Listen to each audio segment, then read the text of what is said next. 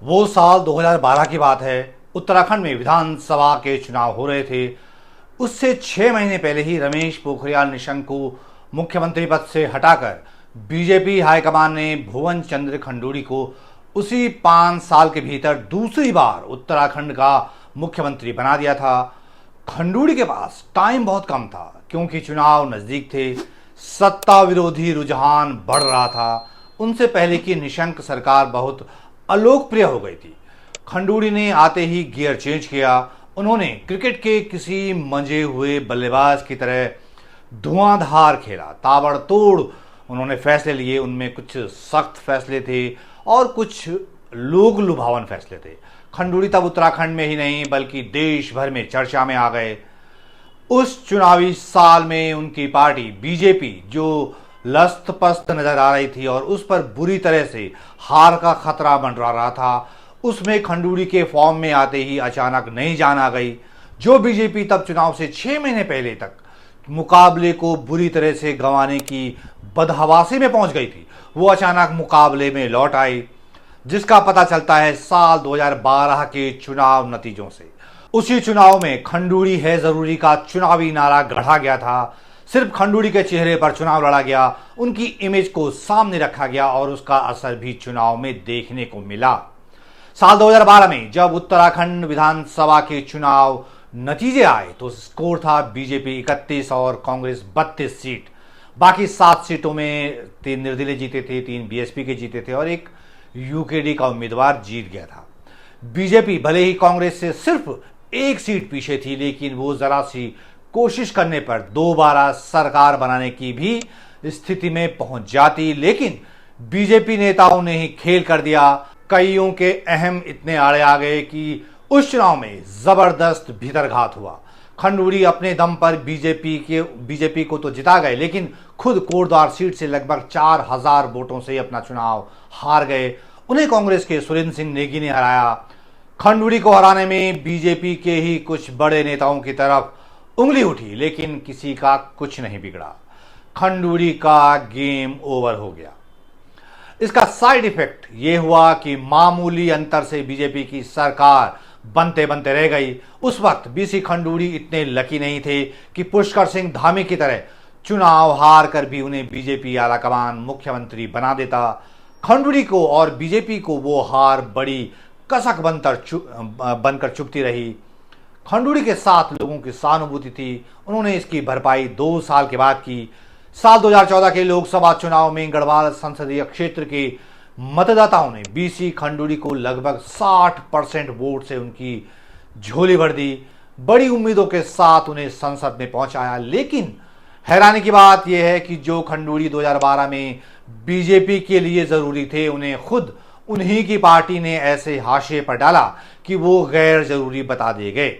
खंडूड़ी उस अनदेखी से ताउम्र उबर नहीं पाए। लगभग 35 साल के राजनीतिक जीवन में वो 5 बार लोकसभा के सांसद रहे। उत्तराखंड के 2 बार मुख्यमंत्री भी रहे। उत्तराखंड में बीजेपी के पहले निर्वाचित मुख्यमंत्री भी खंडूड़ी ही थे। वाजपेयी सरकार में सड़क परिवहन और राजमार्ग जैसा हाई प्रोफाइल मंत्रालय उनके पास रहा। खंडूड़ी बीजेपी के युग पुरुष अटल बिहारी वाजपेयी की आंखों का तारा माने जाते थे। वाजपेयी की महत्वाकांक्षी हाईवे परियोजना स्वर्णिम चतुर्भुज का जिम्मा वाजपेयी ने खंडूड़ी को ही सौंपा था, जिसे खंडूड़ी ने शानदार तरीके से अंजाम देकर खासी दाद भी पाई थी। वाजपेयी सरकार में कामकाजी मंत्रियों के मामले में खंडूड़ी की टीआरपी सबसे हाई थी। खंडूड़ी का सियासी कद बताने के लिए इतना परिचय ही काफी था। इसीलिए जब साल 2014 में नरेंद्र मोदी की अगुवाई में बीजेपी की सरकार बनी तो खंडूड़ी को कैबिनेट में लिया जाना तय माना जा रहा था। उनके पास अनुभव था, काम करने का एक चमकदार रिकॉर्ड भी था, ईमानदार छवि भी थी, लेकिन एक चीज मिसिंग थी। तब वाजपेयी नहीं थे। तब तक बीजेपी मोदी युग में प्रवेश कर चुकी थी। खंडूड़ी खाली हाथ रह गए। उम्र का हवाला देकर इस कर्मठ फौजी जनरल को किनारे लगा दिया गया।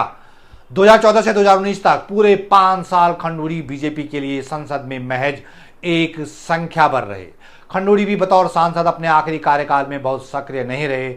2014 से 2019 तक 5 साल का उनका संसदीय कार्यवाहियों का रिकॉर्ड इसकी गवाही दे रहा है। लगा जैसे वो बेमन से समय बिता रहे हों। संसद की बैठकों में उनकी उपस्थिति जरूर अच्छी खासी रही, लेकिन सांसद निधि खर्च करने से लेकर सवाल पूछने और संसदीय बहसों में उनकी हिस्सेदारी लगभग नगण्य रही।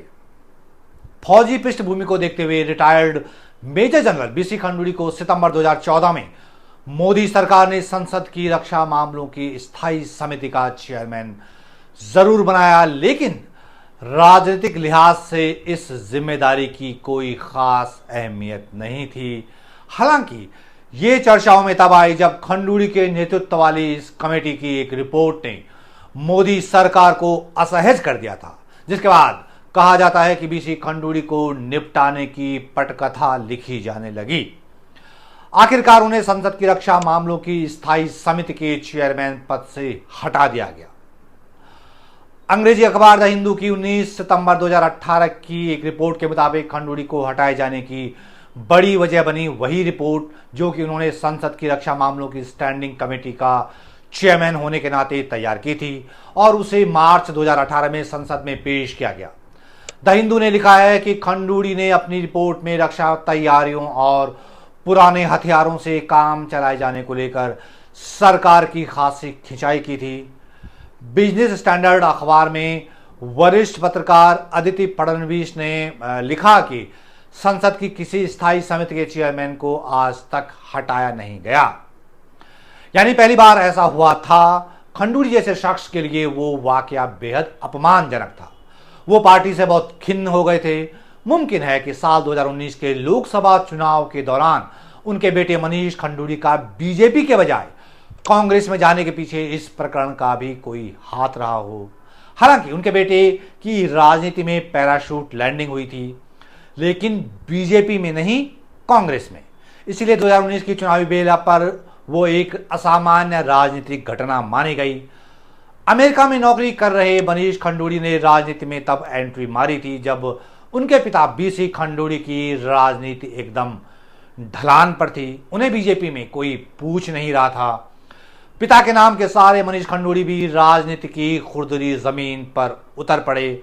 उन्हें कांग्रेस ने 2019 के लोकसभा चुनाव में उसी पौड़ी गढ़वाल सीट से उतारा जहां से उनके पिता उस वक्त बीजेपी के सांसद थे और उनका टिकट कटना वैसे भी तय माना जा रहा था और बीजेपी ने उन्हें टिकट दिया भी नहीं।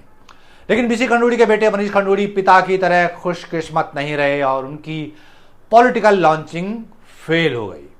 हाँ, लेकिन उनकी बेटी रितु खंडूड़ी भूषण जरूर आज अपने पिता के नाम की सबसे बड़ी राजनीतिक लाभार्थी हैं।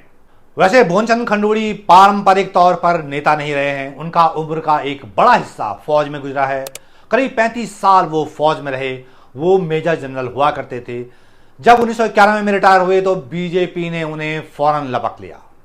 इसकी दो बड़ी वजहें थी। एक, खंडूड़ी एक जमाने के दिग्गज नेता हेमवती नंदन बहुगुणा के भांजे थे और दूसरा, पौड़ी गढ़वाल लोकसभा सीट पर पूर्व सैनिकों और फौजियों और उनसे जुड़े लोगों की बड़ी तादाद थी।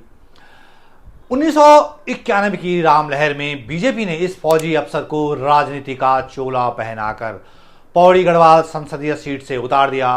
खंडूड़ी के दिवंगत हेमवती नंदन बहुगुणा से मामा भांजा के रिश्ते को तब बीजेपी ने चुनाव में ऐसा भुनाया कि खंडूड़ी पहले ही चुनाव में संसद में जा पहुंचे, वो भी सतपाल महाराज को पटखनी देकर। वो एक ऐसा मौका था जब गढ़वाल में हेमवती नंदन बहुगुणा की राजनीतिक विरासत पर न तो उनके बड़े बेटे विजय बहुगुणा या दूसरे बेटे शेखर बहुगुणा दावा ठोकने पहुंचे थे और न ही उनकी बेटी रीता बहुगुणा जोशी ने ही क्लेम किया था। 1991 के उस लोकसभा चुनाव में मैंने भी भुवनचंद्र खंडूड़ी की कई जनसभाएं देखी, लेकिन उनमें नेता जैसी कोई बात नहीं थी। वो अच्छे वक्ता नहीं थे। फौज में भले ही वो आदेश देते या आदेश मानते रहे हों, लेकिन राजनीति में भीड़ को बांधने की कला उनमें कभी नहीं आई। लेकिन पब्लिक में तब हेमवती नंदन बहुगुणा के प्रति सेंटिमेंट था। 1991 के चुनाव से करीब 2 साल पहले ही बहुगुणा चल बसे थे। बहुगुणा के प्रति लोगों में जो सॉफ्ट कोना था उसका लाभ चुनाव में उनके भांजे बीसी खंडूड़ी को मिला। हालांकि उत्तराखंड में तब लोगों को हैरानी जरूर हुई थी कि उनके भांजे खंडूड़ी को भाजपा ने लपक लिया, क्योंकि बहुगुणा उम्र भर धर्मनिरपेक्ष मूल्यों के लिए लड़ने वाले नेता थे, लेकिन फिर भी लोगों ने खंडूड़ी को कबूल कर लिया। बहुगुणा से नाते की वजह से खंडूड़ी को देखने सुनने लोग पहुंच जाया करते थे। वो चुनाव राम लहर के बीच हुआ था, सो खंडूड़ी इस नए मोर्चे को आसानी से फतेह कर गए।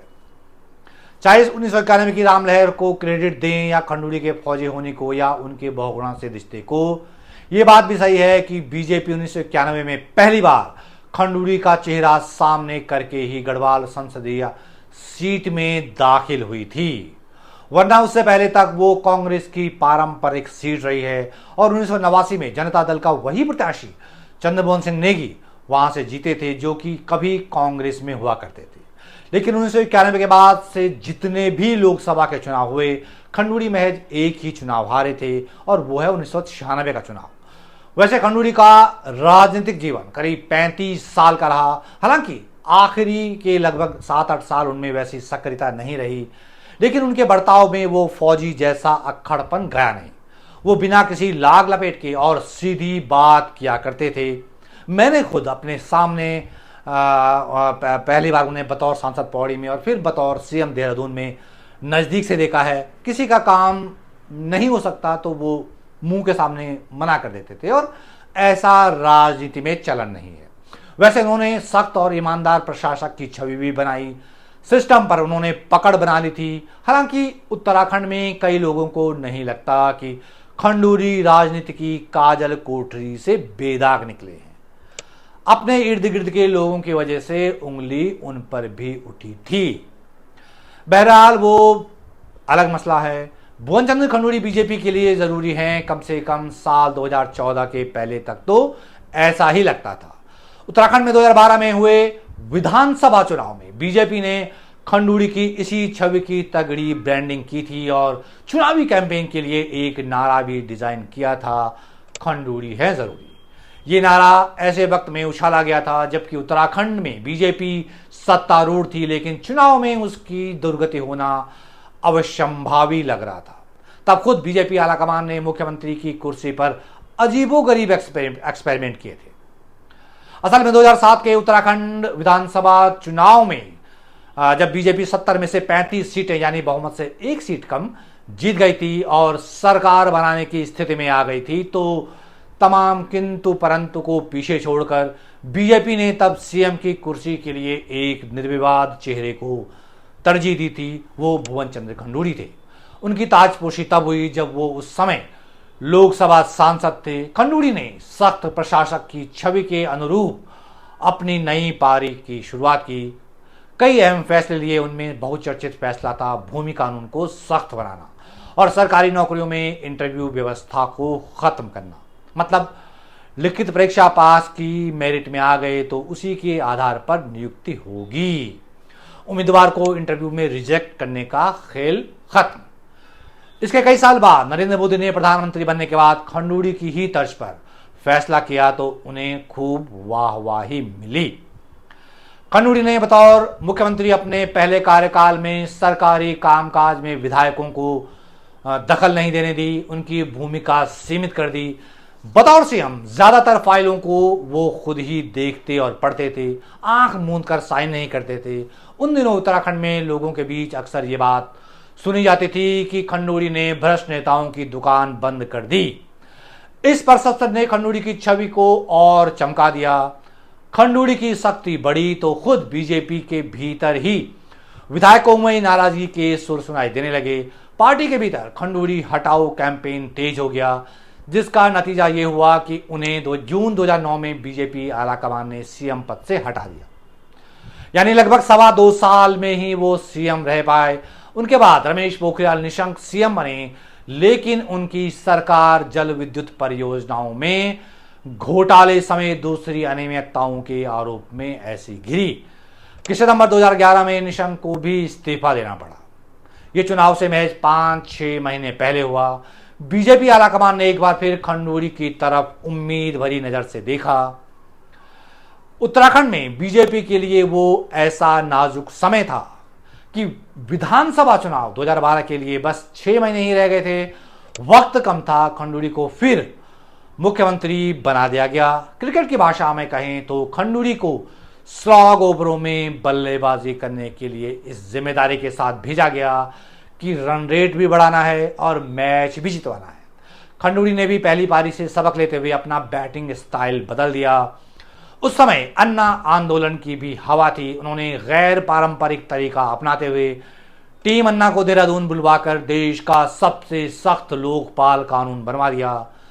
तब लोगों को पता नहीं था कि अन्ना आंदोलन के पीछे कितना बड़ा राजनीतिक प्रोजेक्ट चल रहा है।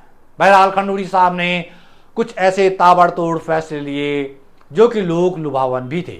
जो बीजेपी चुनाव से 6 महीने पहले तक हार की कगार पर थी, वो मुकाबला जीतने की स्थिति में आ गई, जिसके बारे में मैं इस वीडियो की शुरुआत में आपको बता चुका हूं। लेकिन ये सब 2014 से पहले की बातें हैं। राजनीति भी बाजार की तरह ही निर्मम होती है। यहां भी किसी प्रोजेक्ट की उपयोगिता की एक समय सीमा, एक उम्र तय होती है। 2014 के बाद से बीजेपी की राजनीति ने दूसरा प्रोजेक्ट अपना लिया। अब बीजेपी के पास ये कहने का न विकल्प है, न ही मजबूरी कि खंडूड़ी है जरूरी।